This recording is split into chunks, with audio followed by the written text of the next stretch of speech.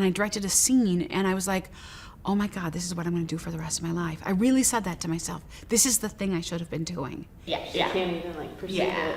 Exactly, she can't perceive it. She's a really strong leader, and makes us all sort of gather around the fire and get back to it and get back to it and get back to it. I'm not sure.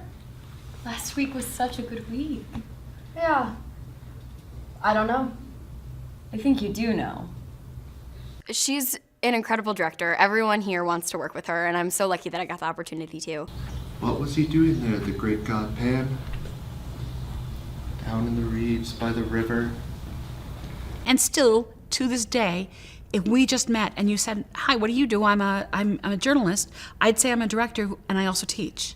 Because in my soul, I'm a director who happens to also love teaching.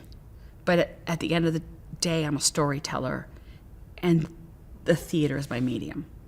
My greatest joy in teaching is that moment when the light goes on and they see something in a way, I finally find a way of saying it that makes sense to them and it works for their language. She treats you the way that she treats the professional actors that she works with at a Red Orchid Theater, because she's obviously a working professional in Chicago, and that is something that is really invaluable to being a student here, is really getting to work with a director who works with professional actors every day and getting to feel that same respect back from her.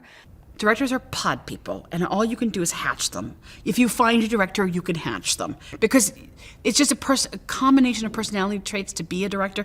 You have to like puzzles. You have to be bossy. You have to be dogmatic. You have to be willing to articulate your vision. You have to be all of those things. I first worked with Karen when we did The Opponent together.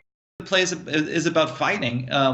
And sometimes the fights are little and subtle and subtextual, and sometimes they're big and obvious. The story is the story about what happens, what we think is going to happen with our world, and then what really happens. And how do we deal with the repercussions of the world not turning out the way we think it's going to turn out. We had a lot of movement in the play, a lot of boxing, a lot of training in the play. It's just a two-character play, too. And so she was really able to tap into how to make the action of the fighting mirror or juxtapose the feelings of the characters in the play. We did in Chicago to a really good run. We sold out and got great reviews, and we got to take it to New York. And it was really exciting to get to take it to New York. It's fun working with the kids because everything's a new adventure to them. Sometimes when you're working with professionals, they're like, oh yeah, done that, okay. And the kids, it's just this, it's always the excitement of the new.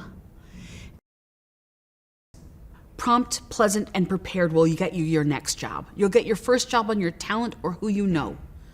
They'll rehire you, and you're always working on the rehire. And prompt, pleasant, and prepared will get you the rehire.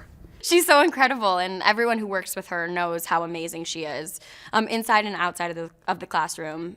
She's a great mentor and friend, as well as an incredible teacher and director, and I'm so excited for her. Congratulations. Her ability to get the show to New York, and her ability to teach, and her ability to speak to the important things that were happening in that play, and her ability to speak to the important things that are happening in the world reflects any award that she might get, and certainly this award.